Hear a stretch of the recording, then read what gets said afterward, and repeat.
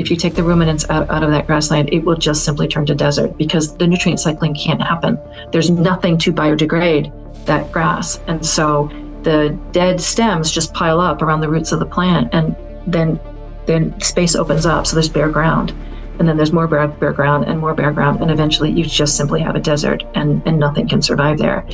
And there's all these efforts around the globe by people like Alan Savory to bring deserts back to green, back to life, using ruminants. And it's actually a really simple process because the world wants to be alive, and those creatures know how to do it. But you need all three of them. You need the grasses, you need the ruminants, and you need those bacteria all working together to make this happen.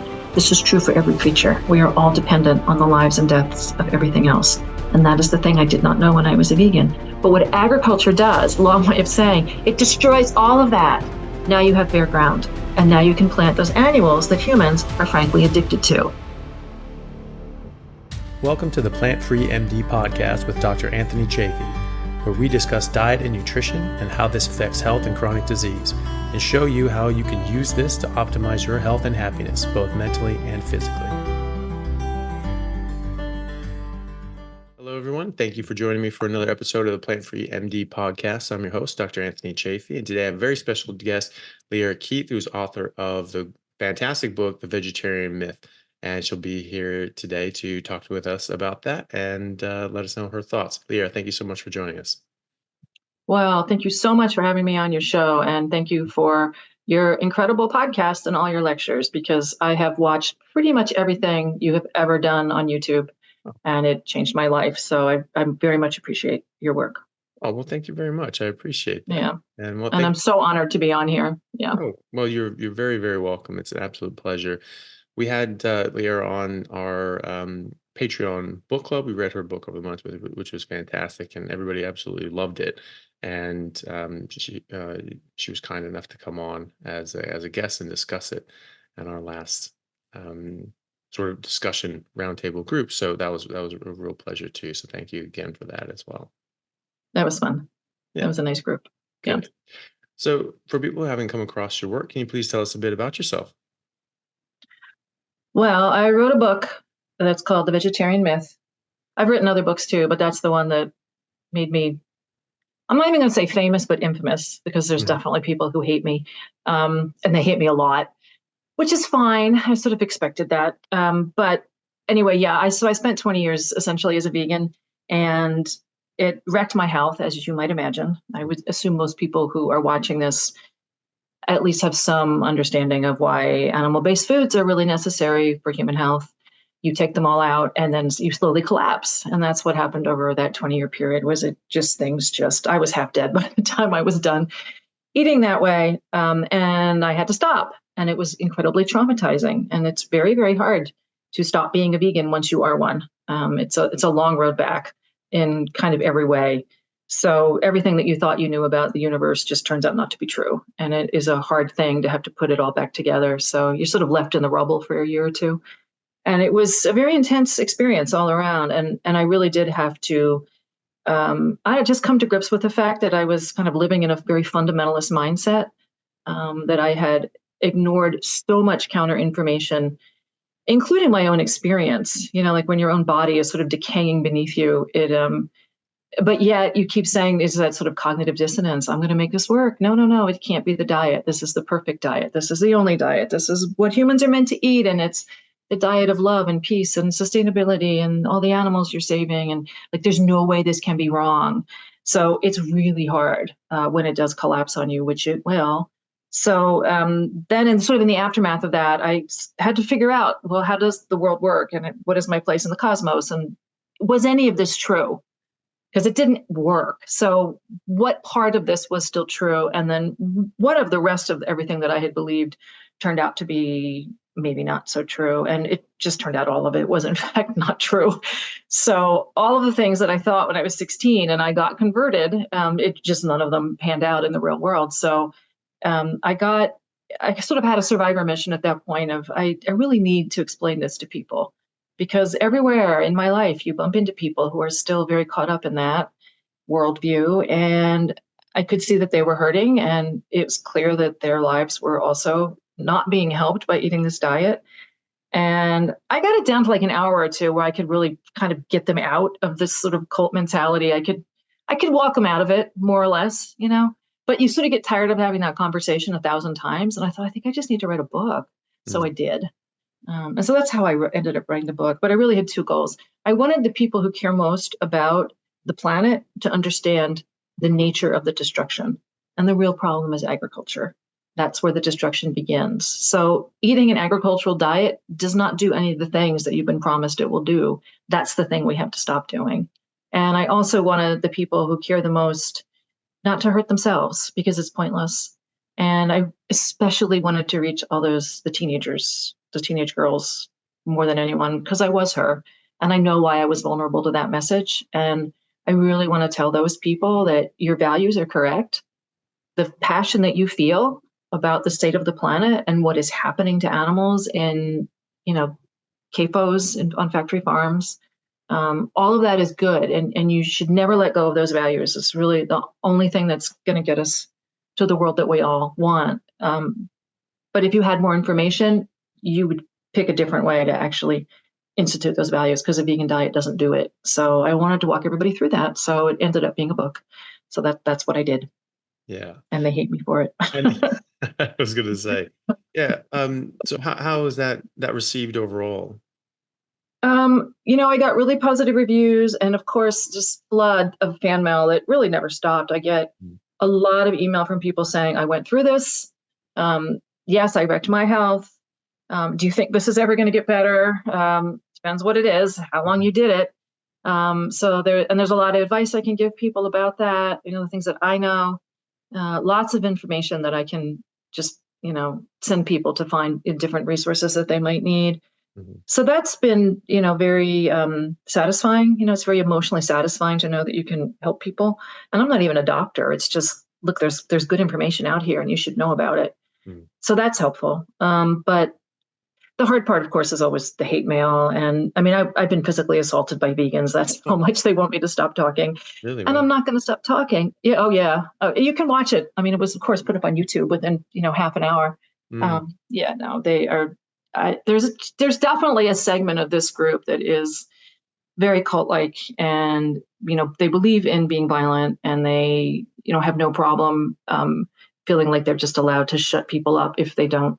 I mean, they have nothing really to engage with, right? It's just all this rage. It's amygdala all the time, which I understand because I was there. The mind, what happens to your brain when you eat these really low fat, high carbohydrate diet and the level of stuff that's missing. Like the problem with the vegan diet is you have the problem of excess and then you have the problem of deficiencies, right? So the deficiencies are really profound, and the things that does to your brain. So I get it. Like there's not much you can feel beyond complete either despair, like just depression all the time, a sort of gray haze. Everything you do, there's no color left in the world, or rage. Those are the two things that you feel. And so I get it. They're sort of nutritionally even stuck, like their brains won't let them back into like some kind of, just more like just a better, calmer place. You can't do it, So I understand where they're coming from. I have never assaulted anyone, but they talk themselves into it. So then, and my publisher has stopped selling the book at book fairs because his people kept getting assaulted by vegans. Oh, really? So and it's bad. Yeah, no, it's bad. These are, it's why I have 5 giant dogs. I mean, it's just, it's not good. You go down certain pathways, and we know this about human beings, right? We can get into all kinds of crazy states. But the nutritional part of it is really profound. When you are eating no animal fats, your brain is just not going to function correctly. You're not going to be able to keep a stable mood state or make good decisions.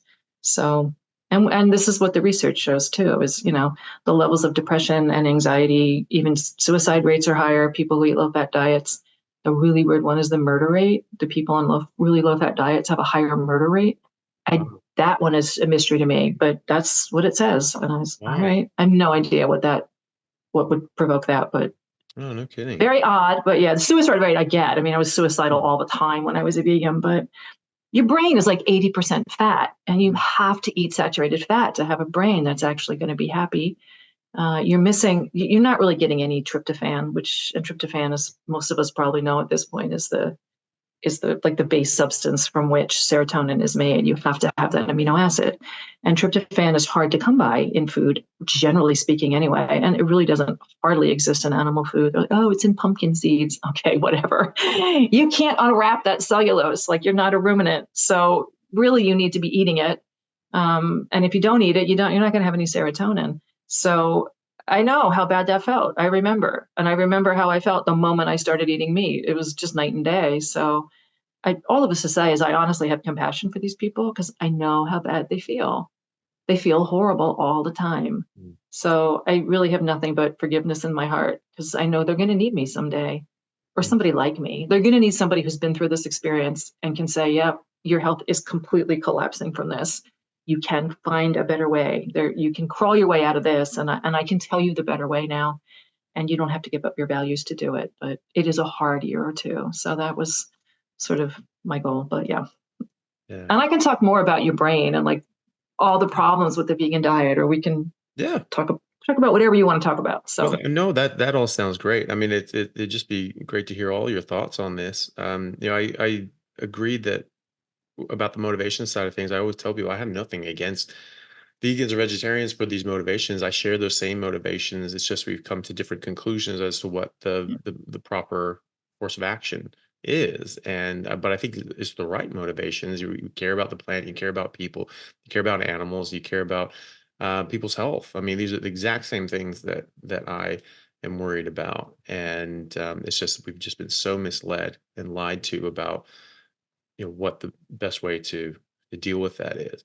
And but it's the same motivations, and that's why I think the vast majority of people who I speak to as people that follow me on social media and subscribe to my YouTube channel, they're all vegans or vegetarians at some point, and they've all sort of gone through this point where they say like, okay, this isn't really what I thought it was, and then they sort of come around. Some people unfortunately have to go through serious health decline before they get it, and others yeah. get it before that. One gentleman was commenting on one of my videos, and he said that he was a vegan, but he was like a forager vegan, so he would like go through the woods and he would like pick his Hmm. own stems and seeds and all these sorts of things. And it was kind of cool. If you're going to do that, that sort of makes sense that you do it that way.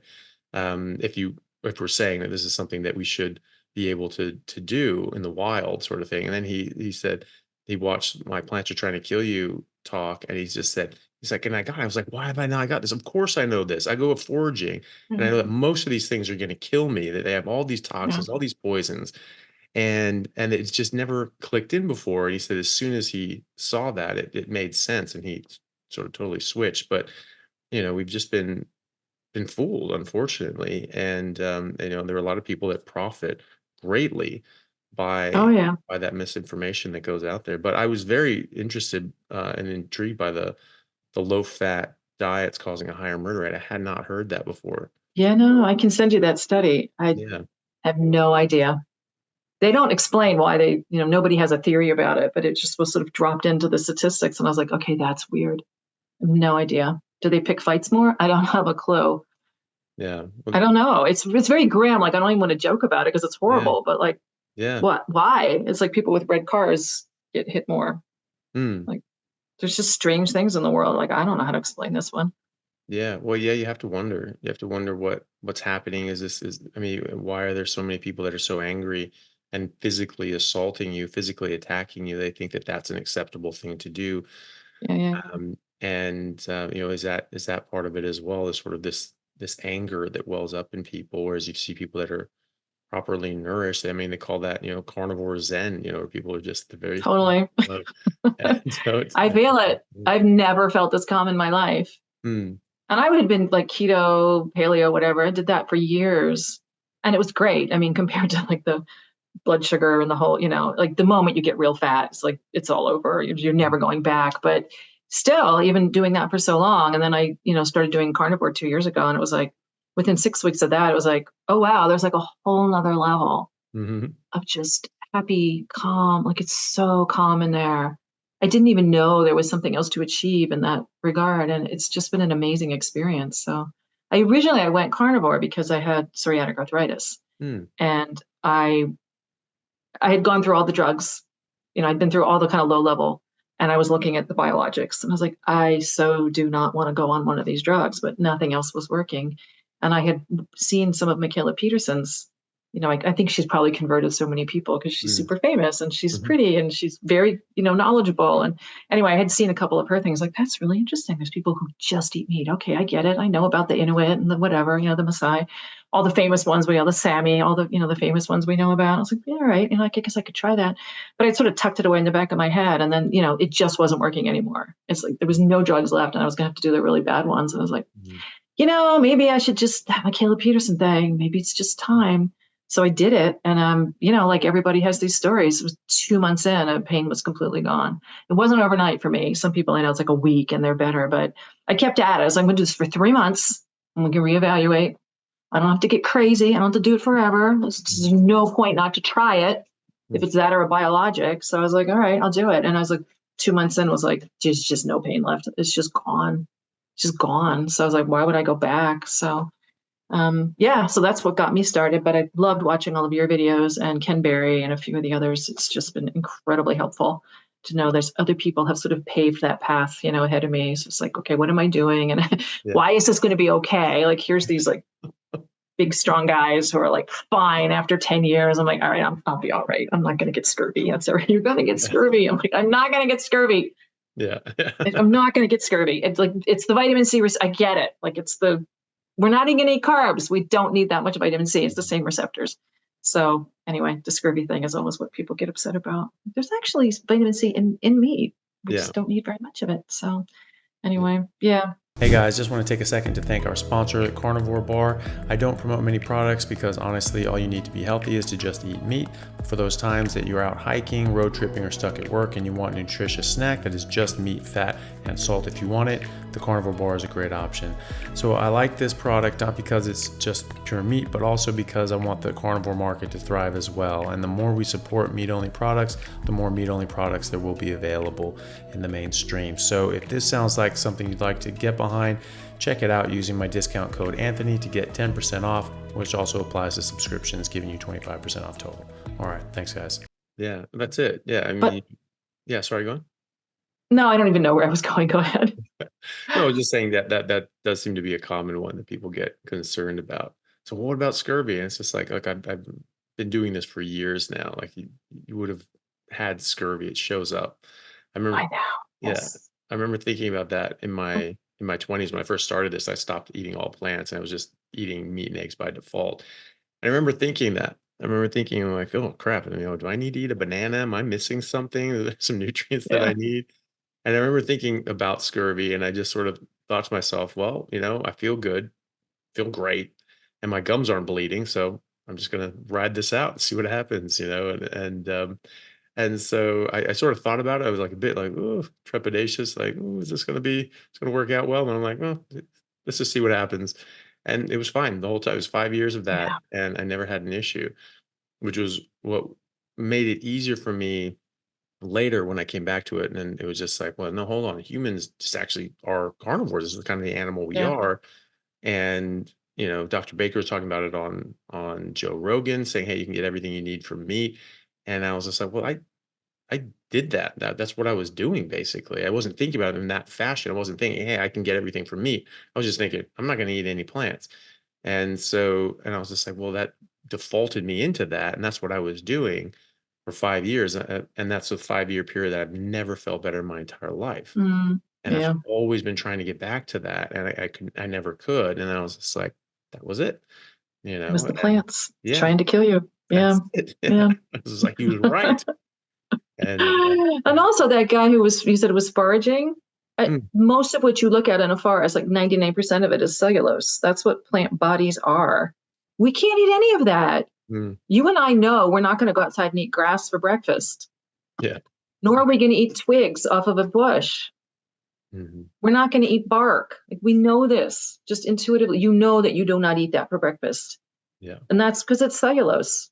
That's the entire, we cannot access we cannot make nutrition out of that the way that a ruminant can, or like a deer can. We can't. We're not browsers. We're not grazers. Like you said, we're carnivores. So it should actually be pretty obvious. The only thing left at that point is like berries, which is just sugar. There's not really much else in a berry. And, a few, like, but in a very young stage, some little leafy green, like wild green things. Yeah. But the moment they're too big, they're so bitter that like it's unbearable.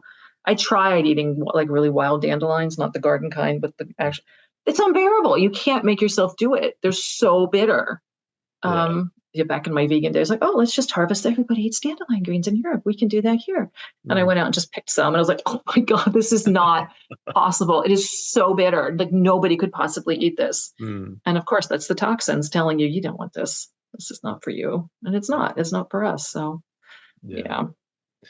There's I've spoken to other people that have gone through that progression of vegetarian, vegan, and their health starts to suffer. So, okay, well, I'm going to go raw food vegan. Okay, I'm going to go raw fruitarian. And it's just like these. Yeah. Then we're going to do breatharian at the end of it all. Yeah. It crossed my mind. I mean, you go to crazy places. So how was that for you? Did you progress like that because of any particular reason? No. Health reasons? Or? I was vegan from the beginning. I never had a vegetarian stage. I was like all in. Yeah. And I became a vegan in the way that most people become vegetarian or vegan. You are convinced by somebody you know. So I was 16 and there was this friend of my sister's. She was 14. And I think Pilar was 15. I think she was right between us. And her whole family were vegans. And this was in Massachusetts in Brookline. And there was this famous place called the Kushi Institute, which was macrobiotics. And they had actually moved to there so that they could study at the KI. So they were like all in with like all the, the famous people of the time who were in that world. So she was really into it because her whole family was into it. So I had like one conversation with her and I was just utterly convinced. So I was ripe for conversion. I was that kind of a teenage kid where I was so angry and inflamed about the world. Like every time I looked outside, I was like, what are we doing to the planet? This is horrible. Like any given moment, there's 120 wars going on. They're all horrible. Like all of this, just terrible stuff. And there's racism and and like, it was all just like, I was just angry all the time, which you should be. They're terrible things. I don't want to like pretend this is like a phase and haha, you're going to grow out of it. No, there's like, these are terrible things and we should be engaged with the world. We are citizens. We need to do things about it if we can. We all want a better world. I get it. So that is like where I was coming from. But, as a teenager, everything's very black and white at that age, which has its gifts and its downsides. So I'm glad not to be a teenager anymore. But anyway, she had me completely convinced. So, here's these terrible things that are happening to animals. I didn't know anything about that. So I was like, this is horrible. Oh, yeah. And there's the pictures. We didn't have the internet back then, but, there were horrible photographs and all the little brochures. I was like, this is wretched. I don't want to be part of this. And then look how many hungry people you're going to feed. So I, was reading the Frances Moore Lappé and the Fit Diet for Planet and all that. And it all seemed to make sense. Like I didn't have any counter information. That's part of the problem. And I didn't even know where to look for it if I wanted it. All I found was more stuff sort of backing that up, saying, yeah, it's terribly wasteful. We feed all this grain to cattle and then we should be feeding hungry people instead. And like none of that actually turns out to be true. And none of it actually helps starving people, which I can walk you through if people don't understand that. But at age 16, I didn't know any better. So it all was like this beautiful package. If you do this one thing, you will fix all the problems. Also, you will save your health. And I was very, very concerned about that. And my giant dog is barking. Go outside, baby. Go outside. Go outside. Go outside. Run. Go outside. Oh, God. So that is Duke, and he weighs 160 pounds. And his bark is like this sonic boom because he's an enormous dog. All my dogs are big. I have Great Pyrenees dogs, but that one's the really big guy. So he's just go outside. And there's nobody home but me. So out you go, baby. Anyway, so now he's run down the driveway and he can bother the neighbors. So it just seemed like this complete picture. And so I was in all the way. And from day one, I was like, within a week, I was like, okay, that's it. And I had to learn how to eat all that new food. Like I didn't even know what tofu was. It's like, what is this? Like, what do I do with it? I'm not really sure. And there was this rumor that you could sort of spread it on bagels. You cannot spread it on bagels. It doesn't spread. It sort of crumbles and it tastes disgusting when it's raw. So I totally had to figure out what to do with that. So anyway, it was like this whole new world of like, okay, how do I cook this? The rice and the beans. The only good thing I can say was that back then, because this was the early 80s, they didn't have all of those kind of fake meat soy analog products that are now easily available, like the fake hot dogs and the fake bacon, and none of that existed. And I say that that's good in my case, because if I had lived on those, it would have been so much worse. Soy, we could have a whole hour just on how horrifying soy is for human beings, really for any animal. So I didn't really eat a lot of that at first because it honestly just didn't exist. So if you were going to be a vegan back then, you actually had to cook. And it was mostly brown rice and some bean or some kind of legume, and then some peanut butter. And then we had we had a lot of like granola kind of things, like trail mixy, sort of snacky. It was just, constant. That's all you do is eat when you're eating that diet because you feel so crappy from the blood sugar swings. But anyway, at least it was like, it wasn't as bad as it would have been if we had been eating highly processed soy. Because like I said, that didn't actually exist. Like they didn't have soy milk in containers back then. So like breakfast would be like granola, like vegan granola. So there's no whey in it. It's just like oats essentially, and maybe some, I don't know, chocolate chips or something. And then we would pour apple juice on it. And that's what we would eat. Like, it's disgusting. It's like so much sugar. I cannot imagine. Well, I didn't survive. I did permanent damage. So that's actually what happened. Go ahead outside, Jamie. Go ahead. Go play with Duke. Now all the dogs are outside, so there should be no more bothering at the interview. So that was what we had. So I did that, and then yes, there comes that point where you're like, wow, I feel really sick, and like XYZ, all of this has gone wrong. Like there's this list of things, over the first few years that just keep getting worse in terms of your health. So then you double down. All right, this is because last year I ate one piece of pizza, so clearly I'm still detoxing from that little bit of cheese. Like the games that you play in your head with this. All right, we're going to double down. We're going to get even. And then I did the raw vegan thing. That didn't last long for me. That food was so horrible. Even I could not make myself eat it. Also, I was living in Massachusetts and it was freezing cold. So it was just, that was not going to work. I did try though. At least I tried. So I can say at least I tried. It was like, I can't live on this. So I just went back to regular vegan. But it did cross my mind at a certain point. It was like, it's like you're just falling to pieces. You're so exhausted, you're depressed. In my case, I can go through all the health conditions that I developed, some of which are permanent, and not fun. Like it's just, you really will just wreck yourself, people. I promise this doesn't end well for anybody. So then there was this moment of like, well, what if I became a breatharian? Maybe that would be the way that would finally cure all my problems, because I'm still eating, and that's bad, clearly. So I should just learn to just breathe instead. And that would be like the purest, like nothing would die if I could just breathe. And then, you hear all these crazy stories, and there are people in this world who will tell you, yes, you can achieve breatharian. And I met some of them. They're like, oh, I'm trying to be a breatharian.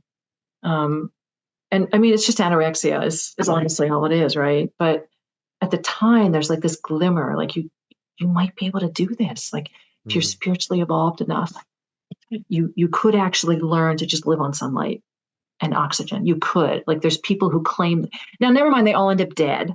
Or when they're put in an actual like laboratory setting, they can't do it. They actually start dying, and then of course they were cheating they were eating food. Okay. You cannot survive without food. So no, nobody can actually do this. Like, oh, there's this guy in Tibet who lives in a cave, and well, I don't know. Maybe, anything's possible in the universe, but I'm not that guy. Maybe there is somebody. I'll leave a tiny possibility. Maybe there is somebody who can achieve that kind of spiritual enlightenment. They don't actually have to eat. I don't know that I actually believe it, but all right.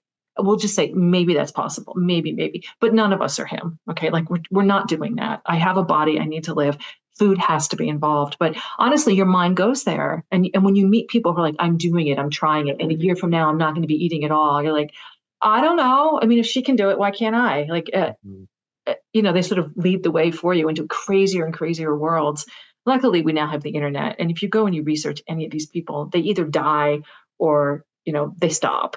Like you cannot live without food. And honestly, that is just anorexia with a little bit of ideology. So I thought about breatharian. I didn't. I had more sensible people in my life who were like, don't do this. Like, just don't.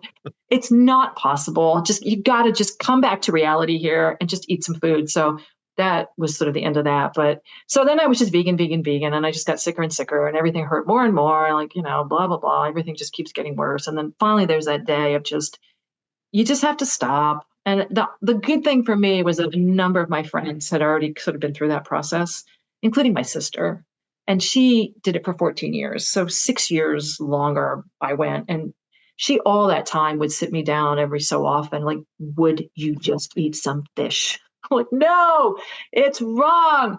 If I give up and I admit that I have to eat fish, then the whole thing just collapses on you.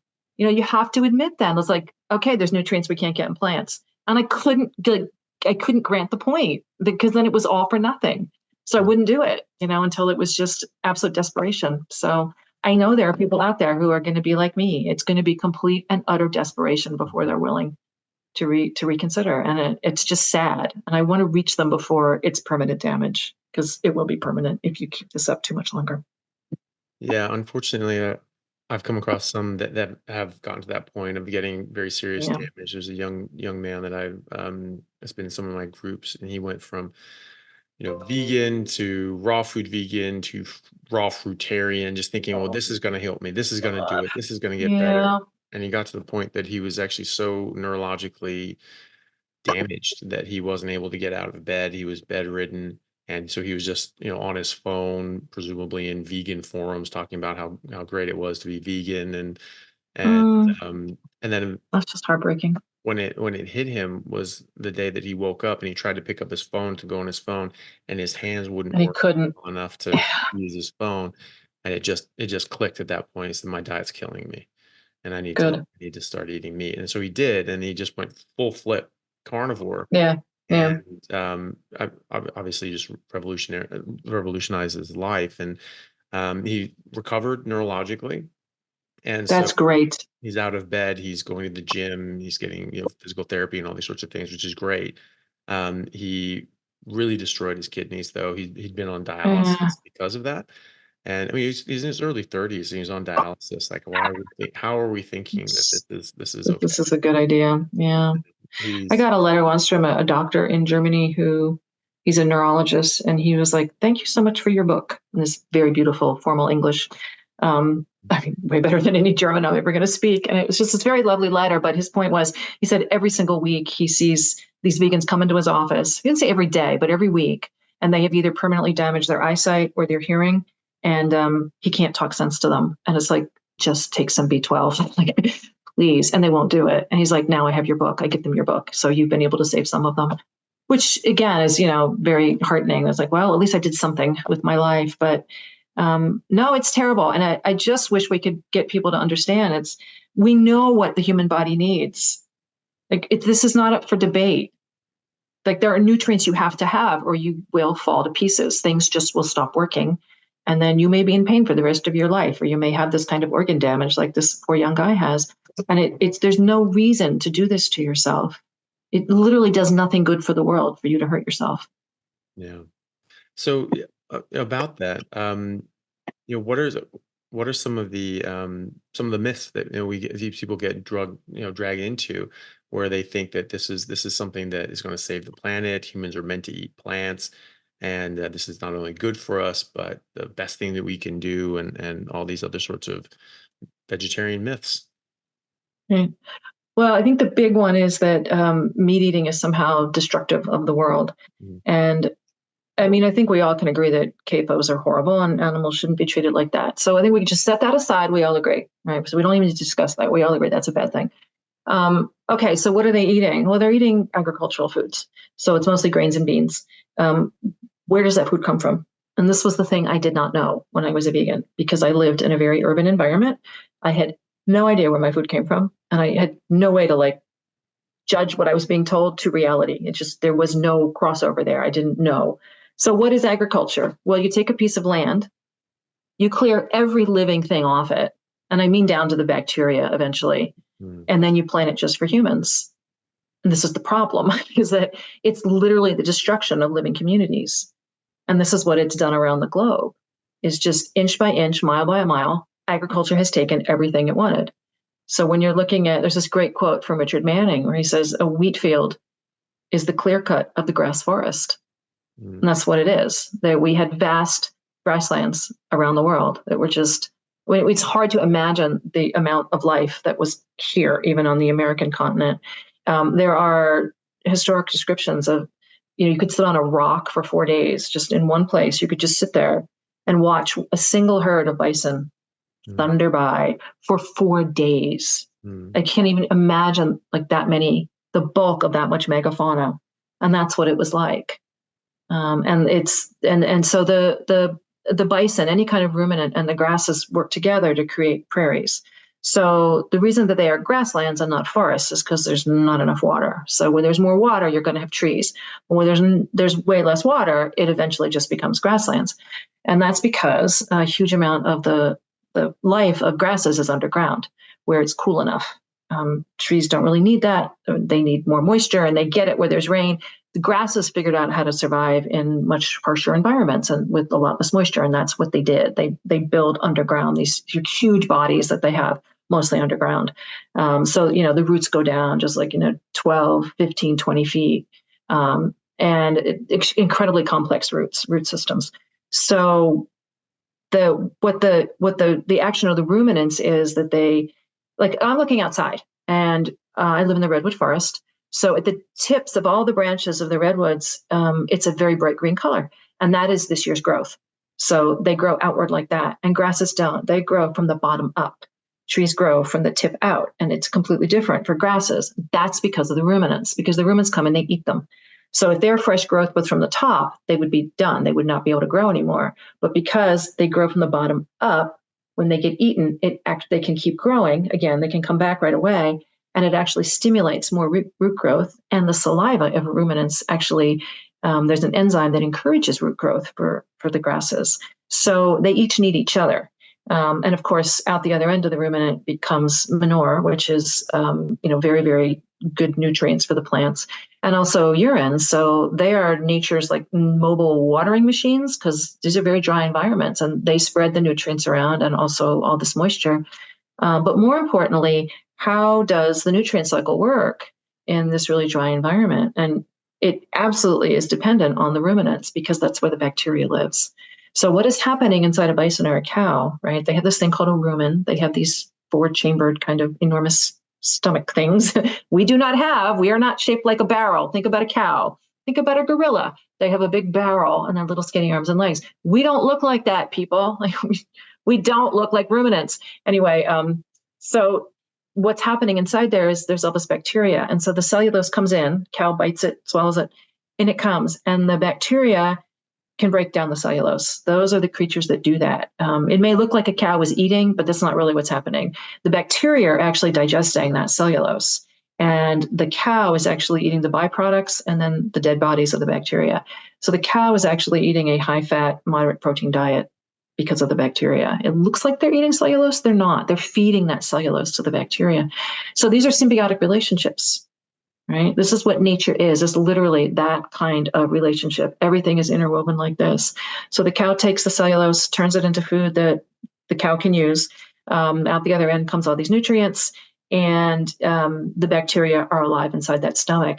Outside in the world, the bacteria cannot survive because it's too dry. So the ruminant is the one that is keeping that nutrient cycle moving by keeping the bacteria inside their bodies. Without them, what you have is desert.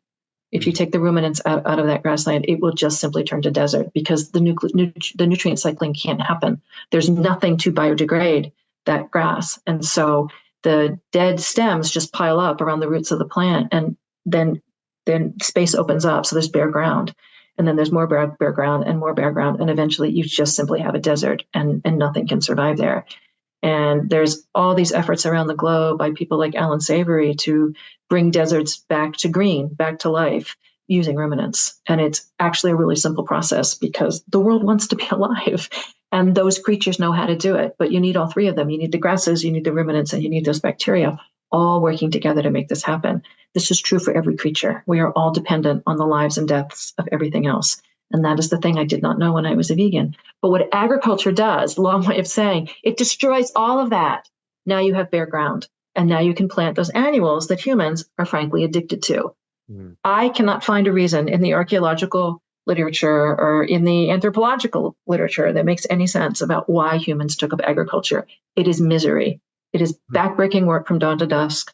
And the moment humans take up agriculture around the globe, there's like 14 places people started doing it in river valleys for a reason. That's where the annuals are. Every time humans did this, overnight, they shrink 6 inches and their teeth start falling out. So clearly it was a disaster for our health. So now you're destroying your local land base to plant those annual crops. Here's the thing about annuals. They only live a really short time. And so their whole reproductive strategy is to make really big seeds that have a little coat around them, and they can drop into the ground and stay there until they get their moment. And their moment is a disaster. So I like to use the analogy of if you cut yourself, you have some kind of accident, whatever, you cut yourself with a knife when you're chopping your steak, you might need stitches, or maybe a Band-Aid will do it, but you need something to kind of hold it together. And then eventually your skin knits back together and you don't need the stitches or the bandage anymore. Well, that's what the annuals are. They're the Band-Aid that holds the ecosystem together. And they do that by covering the soil. So that's their moment. When the ground is cleared for some reason, a fire or a flood or an earthquake, a landslide of some kind, there will be bare ground. And that is a disaster for the planet, or for land life anyway, because we owe our entire existence to a little bit of topsoil and the fact that it rains. So that's a disaster, having bare soil, and the planet knows it. Also, life loves, any kind of niche, it will fill it. So of course, the annuals, this is why they exist, is every once in a while they get this moment where the ground is cleared and they don't have to compete against the perennials. Because what do the perennials have? They have really deep, dense roots, and the annuals cannot compete. You know this, everybody. Let's pretend you want to have a garden and you want to plant lettuce or carrots or wheat or corn, whatever it is you want to grow. And you look outside your window, what do you see? You probably have a lawn, you got some grass. What do you have to do? You can't just sprinkle your seeds on the grass. Nothing will happen, and we all know that. What do you have to do? You have to dig up the turf. You have to remove the grass. You have to dig up that prairie, that little tiny bit of grassland outside your window has to be removed. Why? Because those seeds aren't going to sprout unless there's bare soil. So that's what annuals do, right? In nature, there are these disasters. They spring to life, right? And they cover the soil again. Eventually, the perennials come back, and they will, knit back together, and then the annuals are gone for a while. So in river valleys where there's a lot of flood, sort of a constant state of flooding happening, you have a lot of annual plants. And this is why agriculture always started in river valleys. So that, the Hindu, the Indus Valley there, the Tiger Euphrates, all the famous ones, it's always in these river valleys. And that's why, because there's annual plants. And a few of them make seeds that are big enough that they are worth the effort for humans to harvest them. Why did we keep doing this? What was so great about them? And the only thing that I can find is that, frankly, they're addictive. And they are. They are just addictive. We know this. Like gluten especially, it turns into this substance, gluteomorphine, in your guts. That's what will happen in your intestines. I can attest to this. I know how addictive that stuff just calls my name. Going gluten-free was one of the best things I ever did. I never think about it anymore. But like the first, 40 years of my life, I was like, oh, there's bagels on the other side of town. I can get in my car and go get one. I know it. There's a muffin over there. I can go get it. Or I can make my own if I just have it in the cupboard. But either way, it's like it's gluten, and it just called my name. So when I read that theory, I was like, oh, yes, this is why we did this, because nothing else makes any sense. The story you're told in school is what? Oh, we were all starving. It was so hard being a hunter-gatherer. We had no control over our food. And then this wonderful thing happened. We figured out how to do agriculture, and we were never hungry again. And hasn't it been great? And the truth is exactly the opposite. Hunger does not become institutionalized until people take up agriculture. There were absolutely seasonal moments of hunger. At the end of the winter, everybody probably would have been hungry a little bit because the animals were really lean. They were getting kind of slim out there. But eventually, it comes back and then everybody gets to eat again. So you'd see that in the archaeological record, right? There's those little lines in the bones and the teeth. It's like, all right, there was a little bit of a hunger. But you don't see evidence of famine ever in hunter-gatherers. Like that's just not a thing until you're dependent on 2 crops and one of them fails. Then it's over. You're all, you all starve. And in agricultural societies, every time it ends in collapse and the last proteins in the cooking pots are always human. Cannibalism. Like it's so grim that's where it's always where it ends. And this is just, Civilization is what's based on agriculture. It's a way of life based on cities. Cities are only possible because of agriculture. So when you do agriculture, when you do this, when you take over the land and then you plant these annual crops, you will temporarily have a surplus. Okay. You don't do that as hunter-gatherers. You have nowhere to put a surplus. You don't need a surplus. When you're hungry, you just go out and get more food. You don't need to have a surplus of anything. It's all there. It's all just, you can bury it in the ground and ferment it and then eat it in 3 months because it's more nutritious, but you don't need to do it. There's always food available in your, in your region, and seasonally what to eat and where your camp is and all that. Or like here in the Pacific Northwest, people had permanent settlements because there were so many fish, the salmon coming up the rivers. So they had permanent. So you see that pattern too, and that's fine. But nobody's destroying the land and just planting it for humans, right? But that's the problem. So they do this, right? You take over the land, you plant the annuals, you harvest them. Now where are you going to put them? So now you've got these human settlements that are dependent on it. And slowly you're wearing through your topsoil because every time you do this activity, there's less and less soil because the only thing that holds soil in place is those perennial crops, the perennial plants acted on by the action of animals. That's what builds soil. The moment that you clear that land, it is just like us, it dies under exposure. So you've got the sun and the rain and the wind all beating it to death, and there's no bacteria left. So it just turns into dust, which is literally what's happened around the world. All the places where agriculture first started they're just dust. Like we've all seen pictures of Iraq, because of the war, and it's a desert, right? Everybody just thinks of like some rocks and then some sand and maybe a few goats here and there eating the little bits of scrub that are left. That was a forest, people. It was a forest. It was so dense, sunlight never touched the ground. It was an oak savanna. Like it's gone. It's been gone for thousands of years. Why? Because people started doing agriculture. So that's the problem. You use up all of your land. You slowly draw down your soil. You've got this huge population explosion because of that temporary surplus. Now, what are you going to do? You've got two choices. You can all starve, or you can conquer your neighbors and take their stuff. And this is the thing about agriculture, is that it makes a permanent class of warriors possible, soldiers. They don't exist in hunter-gatherers. And I'm not saying people don't fight each other and sometimes kill each other and humans are humans. We're not a different kind of human. We're still human. I get that there are conflicts. I'm not saying that like life is perfect for hunter-gatherers. I'm not like making a romance here, but the point is that there's an entire class of people whose job is war, and civilization makes that possible. Because of the surplus, it also makes it inevitable because you're drawing down all your resources, because you're living in a population density that requires the importation.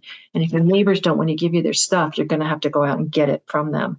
And that's why agricultural societies always end up militarized. So now you've got this rolling sort of catastrophe across the human race of imperialism and genocide and, slavery, because somebody has to do that backbreaking labor. So you got to go out and conquer your neighbors and take all their stuff, their water, their fish, their trees, because you've used up all of yours. You don't have any soil left, so there's no food coming in. And then, of course, you take the people as well, and you make them do that backbreaking labor. Even by the year 1800, which we usually say is the beginning of like the industrial age, the machine age. At that point, 75%, fully 3/4 of the human beings alive on the planet were living in some form of indenture, serfdom, or slavery. 3/4, because it's the only way for the leisure class to have any leisure, is somebody else has to do the backbreaking work. So it ends up with these really stratified societies. It's the beginning of patriarchy. It's just like nothing good has happened since then. We wrecked our health. We've wrecked the planet. We've taken out 99% of the habitat for wild animals. You can't say this is good for animals. And we destroyed our capacity to be human with each other because now we live in these terrible hierarchies that involve you have to live behind a military barricade. So here we are. We've done it. And now we're wrecking the climate on top of it all. And just one more thing. Global warming did not start with burning fossil fuel. It started with the beginning of agriculture. Why? Because we blew through all the soil. And what that means is that, you too much oxygen gets in, the biological activity increases really quickly, and the soil structure just evaporates essentially. And where does the carbon go? Up. So rice agriculture in particular has been horrendous for the climate, but you can take, see that sort of that hockey stick graph, the famous one. So year 1800 to now, all the carbon we've added, and that is true. We did that by burning coal and then oil and gas. That's all true. But if you back that up, like 6,000 years, it's the same amount of carbon that we added. So fossil fuel is an accelerant to this process. Absolutely an accelerant. but the same amount was done just from blowing through all the fossil soil, we can call it, by doing agriculture, because we wrecked the soil. So all of that is like, this is what this is. Agriculture is a war against the living world, and you're going to have to keep fighting it every year. And that's what plows are for, because the world doesn't want to be a monocrop of corn. It wants to be a forest or a grassland, and it keeps trying to come back. Like, life wants to live. This is the planet trying to fight back. And we just keep pushing it out, and saying, no, we just want corn and we just want wheat. So we're going to keep fighting you. And all the animals that want to be there, well, we're just going to drive you into extinction. There's no more bison. Like, it's all wheat and corn and soy now, right? Elephants couldn't survive rice agriculture. They were the pink Asian elephants. They're all gone. That's what's happened around the globe. And it's absolutely horrifying once you start to learn about it. And I could not absorb this as a vegan, because I needed my diet to be the wonderful, peaceful, animal, happy, friendly, sustainable food. And it's not. It's the worst thing humans have done to the planet.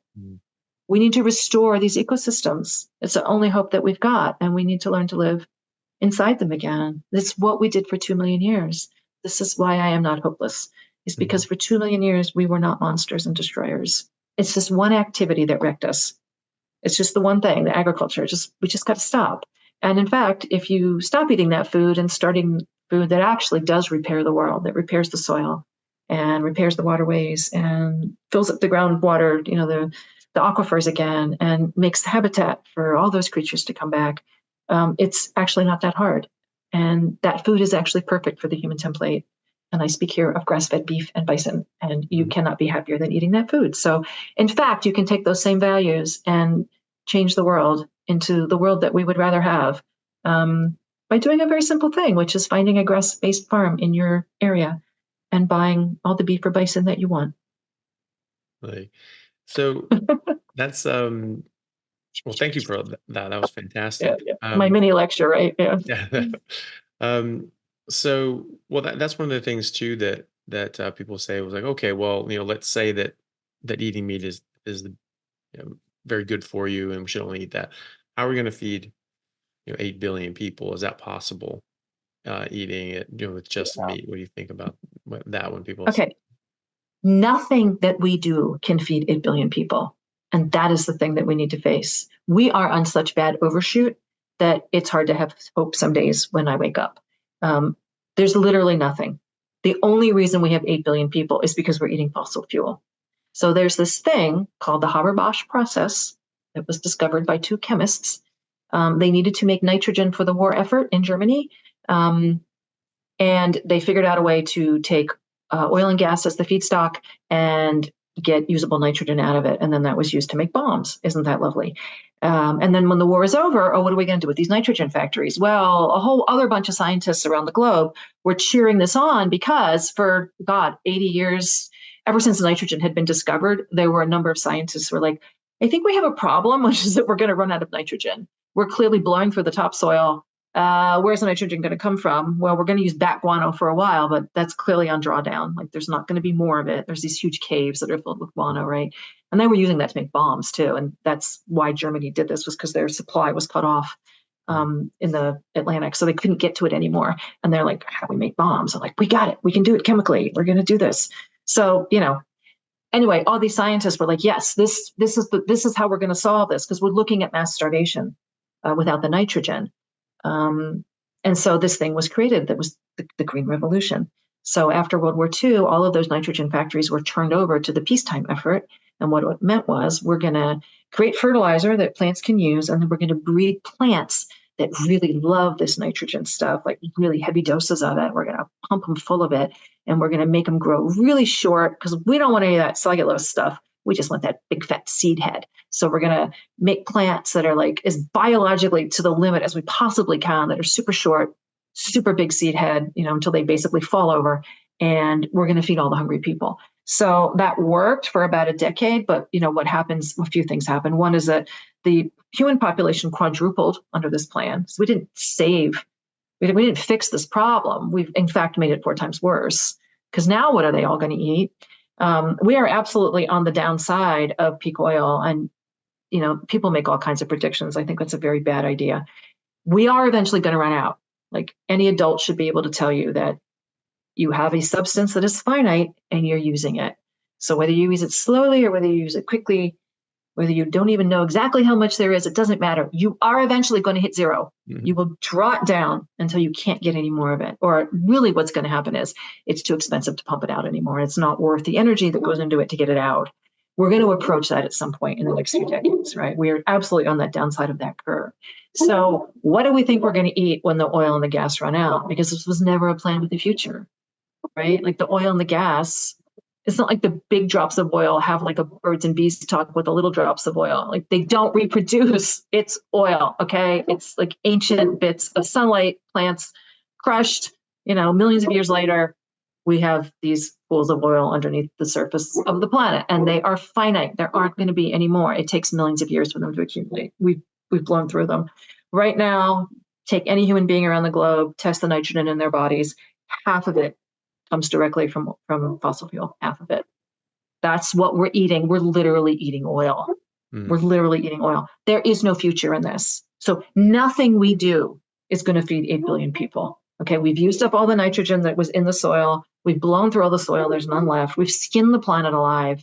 And now we're on our way toward the end of all the fossil fuel that was sort of taking over from that, sort of filling the gap.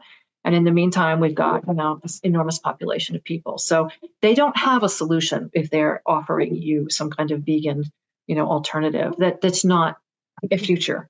It's just not. We don't have enough oil and gas forever to feed these people. So what then? Well, I've got two plans here, and one is that we need to restore what we've destroyed, and we need to be very, very clear about how many people the planet actually can support. And the good thing here is that it does not have to be like the one-child policy, human rights horrors of China, or like what they've done in Cuba. We don't need to be looking at horrendous human rights abuses to get this done. As it turns out, that when you give women and girls enough power over their lives, they actually choose to have fewer children naturally. So, and the number one thing that does that, and this has honestly been studied backwards and forwards, the number one thing that drops the birth rate around the world is simply teaching girls to read, which is to say when a girl has just that much more power over the future, her own future, she will have fewer children as an adult. So it's something we should care about anyway, right? We should be supporting, the rights of the least of us. So girls and women around the globe need their full rights. And when they have them, the birth rate will drop, and often quite dramatically. And there have been some really interesting kind of experiments that you can look at around the globe where countries have tried this, and it really does work. You have to get all the institutions involved. But once they're all on board, then it has a huge impact on what people do. As it turns out, most couples choose to have 2 children. That's what everybody wants. When you give them enough healthcare and enough food and some basic security and access to birth control, they mostly will have 2 children, which is replacement levels. So that is actually where it stabilizes out. That's what people would like to have. There's always going to be people who want the really big families, and then there's going to be people who don't want any kids, but it averages out to about 2 per couple. That's replacement levels. That would be fine.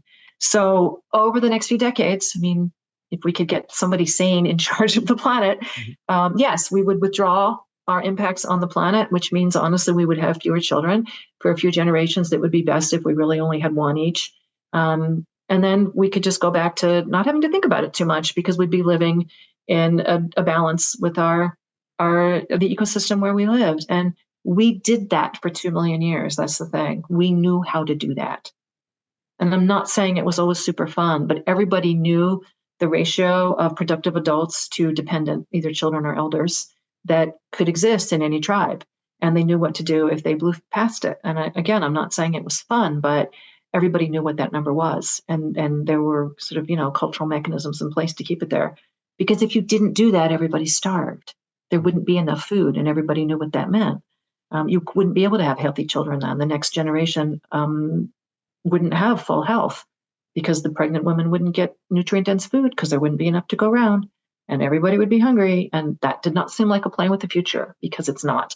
So everybody knew what to do. And we were able to do that for a long time as humans. We had that pretty well figured out. So it all just got blown when people started doing agriculture, because you get that surplus and then you need the cheap labor. So everybody has to have 10 children, and then a whole bunch of them are going to die anyway, because now you're living in really dense populations. And so all those diseases begin. The problem with human waste, and now you're living with animals really closely. So they've got the viruses and the whatever that jump, make the species jump. So all of those contagious diseases come through animals into humans, starting with agriculture. So we really have not made the world a great place for ourselves. But the point is, you're not going to be able to do anything that supports 8 billion people. So we need to approach this from that sort of holistic perspective. Like, okay, we're going to heal the planet up. We're going to let the forests come back. We're going to let the grasslands come back. We're definitely going to let the wetlands come back. This is the most species dense environment on the planet, but also they do an incredible job of sequestering carbon. Prairies are great too. Forests are not as good. I'm not trashing on forests. I live in one. I love them. But if we're talking about carbon sequestration, it's the grasses have it down and the wetlands are amazing. So we need to bring them back and let them do their thing. Nothing we do is going to get that carbon out of the sky, like this crazy technological thing. This is not what's going to do it. We just need to let life do it because they can. All of those creatures know how to do this, and they will get it done if we let them. And then we need to start withdrawing our impacts, starting with just our sheer numbers. And again, we don't have to be like horrible. This doesn't have to be some horrible, authoritarian human rights hell. We just have to support women and girls to have better lives, and it will happen naturally. So there is hope here, people. All of these are hopeful things. Letting life come back is an amazing thing. Like watching rivers when they take down dams and how fast the salmon come back is an amazing thing to watch. My own backyard, like watching, I have 5 acres of land. Watching this land recover has been an amazing thing. I have eagles overhead sometimes. There are bears every single day that I see. And I have heard that there are wolves, like just across the border into Oregon. I'm like, please, I want to hear a wolf before I die. If one of those wolves could make it down this little, there's like a green beltway down on the river and just near my house somewhere, I would love. I have mountain lions here too on my land. So I love having apex predators here. I don't know why people hate them, yet you don't want to get eaten by one, but they mostly run away when they see us. Like we're not prey. I don't know why everybody's so worried. Once in a while, all right, somebody does get attacked by a mountain lion, but you're so much less likely to get hit by a car, get killed by a family member, slip on the bathtub and hit your head. I think the mountain lions are amazing, and I'm so happy to share a piece of land with them. So I let them do their thing, and they do their thing, and I do my thing. So anyway, yes, there is much hope here, and all of it is really beautiful. All of it is the things that we love, right? Don't you love the trees and the grasses? How can you not? Like these are our ancestors, right? They talk to us and they love us and they make oxygen for us, and they're beautiful to look upon, and there's sound in the wind, and like on every level, they just are, it's wonderful. So I don't know why people hate it all so much. It's just a mystery to me how people don't love the world, the plants and the animals and the stars and all of it. It doesn't make any sense to me. We have a beautiful planet. What are we doing? And like you said, all those different things that the animals do and the ruminants do to regenerate the land, to replenish the land, and bring back those grasslands, bring back the natural waterways and structure to the earth. That's something that you can do while growing meat for food as well. Whereas the other side of it is destructive. Well, this is destructive. Is healing to the planet as well. So I always think that we can't afford not to go meat based, or at least heavily use animals as our food, We because have that's what's going to regenerate the planet, whereas these crops are destroying the planet in very real ways. It's just more of the same. It's just more of the same. This is the problem for 10,000 years, and it's wrecked us and it's wrecked the planet. But we don't have to keep doing it. That's the thing. Like, you can understand what the problem is. Once you have the analysis, you see it everywhere, and you can try to grow your own garden, which is what I did. And I realized how much death was involved. And it was horrifying to me as a vegan to understand that. It was such a struggle. It was really honestly traumatizing at the time, but it's reality and you have to face it. So I did, as hard as it was. But yes, like there is a path forward, but it doesn't involve what we've been doing for the last 10,000 years. It definitely does not involve a vegan diet. And this is really what I want the vegans to understand is like, you have these beautiful values and they are precious. They really are. And I want you to hold on to those values. But we have information here that you don't have. And I'm begging you to go look at a cornfield. Go look at what happens in a cornfield, because it's horrible. There's nothing left. The soil is gone. There was 10 feet of soil across the Midwest before this all started 150 years ago. Hmm. And along came the steel plow, and that was the end of it. And they didn't even have fossil fuel engines. That was all done with oxen and horses, but the entire ecosystem was just completely leveled. And you can look at photographs of the first day of the Dust Bowl, what happened in South Dakota, North Dakota. Like, there were farms that lost all, and I mean all of their topsoil in one day. One day. Thousands of years of soil just blew across the continent and out onto the Atlantic Ocean. There were ships halfway across the ocean that were covered in the dirt from South Dakota. It's horrifying what we've done to this planet, and we need that soil back. That's the only way we're going to get that carbon down. Is something I want the vegans to understand this. You've got to understand this. Like, your way is not the way. It's just more of the same destruction. Please, please help us regenerate. We want the bison back. We need the ruminants back. We need those grasses back. And your food is what's destroying them, not my food. My food is helping them come back. So you can be part of this repair process. Like, we want all the humans I want everybody to understand this. We're running out of time, and it is fairly desperate, but it can still be done. But we have to understand where the destruction started and how to repair it. And the repair happens really naturally. Life does want to live. It will come back. The grasses come back. They do. And then all the animals. And there are so many miracle stories of like how fast these animals come back. I'm going to recommend a book if you haven't read it. It's called Bison for the Broken Heart. No. Or Buffalo for the Broken Heart. It's either bison or buffalo. No, it's Buffalo for the Broken Heart. This guy inherits a farm essentially in North Dakota, and he actually is a writer. He's an English teacher, but it's like his life isn't working. So he goes back to this farm and he tries to regenerate the soil. He wants to regenerate it, and he can see that the beef isn't working, and he doesn't know how to make it work. And just sort of by accident, he ends up with 16 bison off his trailer, and he has no idea what to do. And then he watches their behavior. And the whole book, it is like, you will cry like 10 times reading this book. It's such a beautiful book. And now you can buy his you can buy his meat online. Like, he has a whole farm thing where you can actually buy it now because he's gotten so good at it. But the stories of how the bison repaired that land, it's just incredible, the things they do. Like they create wallows because they have the horns, right? And they do this thing where they will put their heads down and they just like scoop out like a hole in the ground, and nobody really knows why they do it because it doesn't seem to benefit them any, but they seem to know where the water is underground, like where it's a little bit higher.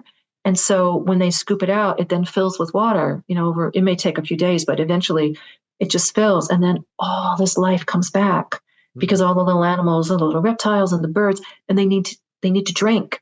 And this provides like this little tiny, micro, like little micro environment for them where there's water. And so just like overnight with the bison doing this, he looked outside and there were birds that like nobody had seen for, like 100 years because of the buffalo wallows. And it's like, we don't know why they do this. It's like, they just love their community members. I don't know what else to call it. They care about the birds. They want the other creatures to come. And this is how they participate in it, is by helping them have water, because they don't need it. They don't need to drink like that. It's not for them. They're not seen drinking out of it, but the other little animals are. So anyway, it's just story after story about how the bison repair this. And he's just in wonder of these animals. So it's a beautiful book. And I highly recommend that one. But yes, we can repair the planet. It is not too late, vegans. And I want you to join us. And also, you will feel better, I promise. Yeah, definitely. So one of the things I wanted to touch on before we wrapped up was what you mentioned before about what happens to the brain sort of on vegans and what can happen. Okay. Can you go into a little bit about that? Because I think that's such an important point. Yeah. So you have neurotransmitters, and they are made out of amino acids. And so the one that we all know about because of the SSRI business is the tryptophan becomes serotonin. So if you don't eat amino acids, there's supposed to be the essential amino acids, but there's some that they consider like not really essential, but honestly, they're so hard to come by that they might as well call them essential. So anyway, you have to have enough protein, to provide those amino acids. And the problem with the vegan diet, one of the problems is that it's so low in protein that there just aren't great sources of these, and they come wrapped in cellulose. We really can't access the plant proteins when we eat them. They just, we don't have the kind of gut that can make that stuff available to us. So that's why they call it poor quality. It's one of the reasons is that it's really, really hard for us to actually use the protein. Whereas you look at something like beef or eggs, and it's like basically 100%. We can utilize what's there. And with plants, it's like we just can't get to it. And we call it fiber, but that's what I'm talking about. It's cellulose. Like you don't digest it. You basically just send it out the other end. And a lot of that protein just gets taken out with it because you can't get to it with the human digestive tract.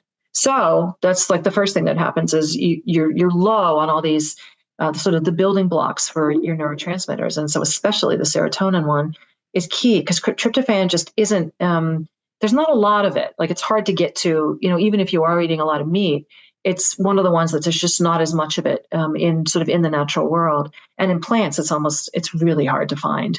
And another problem, like one of the reasons that we're having this sort of epidemic of depression on top of everything else is when you feed animals in the feedlots and they're getting a lot of corn really doesn't have any tryptophan in it. And that is reflected in the animal products that come from that. So the meat or the milk will be also just lacking in tryptophan. So if you're eating a lot of factory farmed meat and you may not be getting any tryptophan, even though you're eating meat, because the amino acid profile is just completely wrong for what the animals are eating. And that means you're going to be depressed. So many people have found that when they stop being a vegan, or even if they eat meat, if they switch to a better quality of meat, so like the grass-fed stuff, there will be enough tryptophan. And you can be quite relieved of depression really quickly by simply doing that switch, because now you have the serotonin. So that's one thing. Another thing is, so what is a human being, right? We have, we're a set of electrical impulses. It's our nervous system, but we are a watery environment. So how does that work? Because you'd think we'd sort of short out. Well, we don't. And the reason is because our nerves are coated in fat. We're actually insulated. Like we have insulation. Like think about how wire has like the red or the yellow, like, the little plastic coating on it, the insulation. We have that too. And that's the myelinization, right? The myelination. And that's fat. It's made from fat. So if you don't have enough fat in your diet, it can't work. All that's going to fall apart. And that's especially necessary in your brain because you've got these little synapses. So it has to fire, and it can't if you don't have that process. If you're not able to like build that protective fatty layer on top of it all, it's just not going to fire right. So that's another problem. Your brain itself is almost 80% fat. And what they have found is that people who are on vegan diets, vegetarian or vegan diets, your brain will literally shrink. And this is the famous Oxford study. Your brain will you will lose just the mass of your brain will just get smaller and smaller. And that is a really scary thing that within just a few years, you can literally lose 5% of the mass of your brain from eating one of these kinds of diets. We need our brains, and our brains are what make us human. It's an incredible organ, and it is millions of years in the making, and you can just wreck it that easily by not eating a proper human diet. And then there's the B12 problem. So another thing that will make your brain literally shrink is not having enough B12. And this is always a sticking point for the vegans, especially because you want this to be the diet that is the natural diet of humans. Therefore, you should not have to take a supplement. Everything should be available in plants. And the B12 thing was really hard for me because every time I looked into it, it's like, this can't be true because then we can't really be vegans naturally. How would we have survived? And every time I looked into it, it was like, no, it really is true. You need B12. So then I'd be like, oh, I better just take some supplements. So I would take a little B12. And then I would no, this can't be true. I don't want it to be true. In reality, I'm going to hit the wall again. And then I would no, I don't need B12. It's a lie. I can eat miso. That'll take care of it. I'll ferment something and I'll eat that. It's just not true. That's not going to give you B12. There's no B12 that's available. There's a few things that make B12 analogs, and that actually makes it worse because then the receptors get the analog will latch on. It's the same with like the estrogen, the phytoestrogens. They do the same thing. They latch onto the receptor, and then what little you do have can't actually get through. So the B12 is another thing that will make your brain shrink. And then just the fat itself is so important for just a stable mood state. Your brain's going to shrink. You're going to be angry. You're going to be hostile. You're going to cry all the time. You're not going to understand why. I just remember so many times the smallest thing kicking me, I would just collapse. Like if I couldn't, I remember like not being able to find my wallet or like my keys, and I would just sit on the floor and cry. It was like, that is not something that should make you cry. Like that's an absurd thing to be crying about. And it was just, I was done for the day if I couldn't find my wallet. It's like, there's no balance left in your brain, just for just pure lack of, fat and then the amino acids. And that's what we should be eating is fat and protein. That's why. And the carbohydrate is going to do something totally different to your brain. So it's going to make you crazy because our brains really can only function in a really narrow range of blood sugar, right? And if it's too high or too low, you will fall into a coma. You can die. And anyone who's diabetic can tell you this. It's not pleasant. And the problem with eating these kind of high carb diets is that, I mean, I only ate like whole grain, whole whatever. I wouldn't even eat bread if there was white flour in it. I wouldn't eat ketchup if there was sugar in it. Like no sugar, no white flour, no white rice. I didn't eat any. Everything was whole grain, but I was super pure. It could not have been a more pure diet. And it doesn't matter. It's sugar. This is the thing I didn't understand. You put carbohydrate in your mouth. By the time it's done, this is what your intestines do. They break it down into simple sugars. That's how it's absorbed. If it's still complex, it can't be absorbed. So the job of your intestines is to break things down into smaller and smaller bits until it can be absorbed. So it ends up just being sugar. You might as well just eat sugar. It doesn't make that much difference. So you eat your vegan meal, which you think is whole grain, whatever wonderfulness, but it's just a load of sugar. So up goes the blood sugar, and now you have an emergency response because you're going to die if it's too high. And what the emergency response is, your poor pancreas has to crank out a huge hit of insulin for you. And then insulin is a very blunt instrument. It pretty much grabs anything it can get a hold of, and it takes it out of your bloodstream as fast as it can and shoves it into mostly fat cells for storage, so that at least it's not killing you by being in your bloodstream. So boom, in it goes. And now you can't get it back out because insulin is holding it all shut so it doesn't kill you. It all has to stay in there. But the problem is that it grabs everything. And the interesting bit, the one thing that it really can't, for whatever reason, it doesn't really grab a hold of tryptophan. And this is one reason why people who are depressed and people who are vegans crave sugar all the time. Because in fact, there's no competition now at the blood-brain barrier. And that little bit of tryptophan that you do have can make it across without a lot of things getting in the way. So that's one of the reasons, comfort food, that's what's going on for a lot of it is, you will get a hit of tryptophan because nothing else is there to block it through the barrier. So anyway, all of that happens. And now, though, the problem is it's such a blunt instrument that your blood sugar is too low. It's grabbed way too much. And this is how you can see that we were not actually meant to eat these kind of crazy high carb diets. There's no fine tuning here. It's all or nothing. Now your blood sugar is too low because it's all gotten shoved into storage. And this is when you're shaking and you're crying. And if you don't put something in your mouth, you feel like you're going to die. And by the time I was done being a vegan, I was eating every 20 minutes. I mean, it was just constant grazing, and it was the blood sugar problem. You just feel horrible all the time. So that will come on slowly, but eventually you will get to that point where it's just grazing all day. It's all you can do to feel like you're not going to die. So you do that enough, and you wear out your insulin receptors, and you will also wear out your pancreas because it just can't keep up with that load, 6, 7, 8 times a day. But in the meantime, you're on this roller coaster all day long. And another one of the chemicals that your body releases to help with this problem is, of course, adrenaline. So you're just on this constant, you know how you feel when you're under like high adrenaline. You're not supposed to feel that except maybe once a month when you're being chased by a lion or something. Like it's not supposed to be 6, 7, 8 times a day every time you eat a meal. But yeah, that's what you're doing to yourself. And of course, the cortisol levels are going to be really high with all of that. So you constantly feel under assault and under attack because all of your stress hormones would just go crazy from the stress that you're putting it under, thinking you're doing the right thing by eating a lovely whole grain low fat diet, but you're not. It's just total stress. So that's the other thing that just completely unbalances people is the blood sugar. And I speak as one who knows. It's a horrible, horrible thing to feel day in and day out, and you don't even know what's wrong. You just are cranky and in a bad mood and depressed and angry. And you just feel like crap all the time. So there's a better world out here. You can be stable and happy and calm. I promise you, you don't have to feel depressed. Yeah. Well, I think that's a very good message to leave people on.